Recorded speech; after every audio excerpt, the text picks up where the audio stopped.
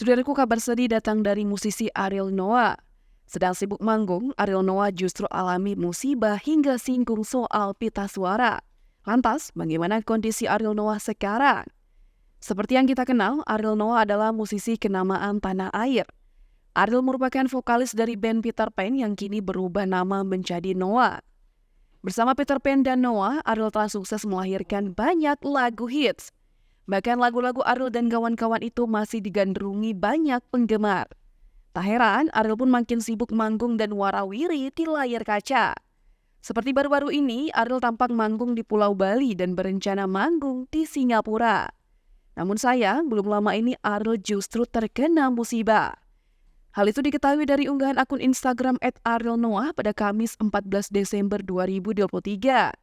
Di unggahan itu, Ariel memajang foto saat manggung di Bali.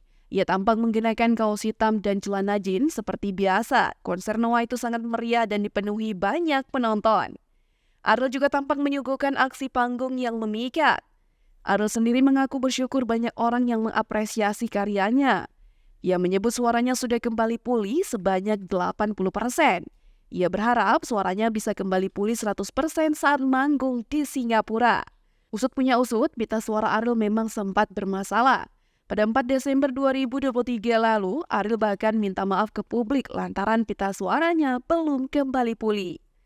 Bukan itu saja, Noah pun sempat mengumumkan akan vakum dari dunia musik pada 2024 mendatang.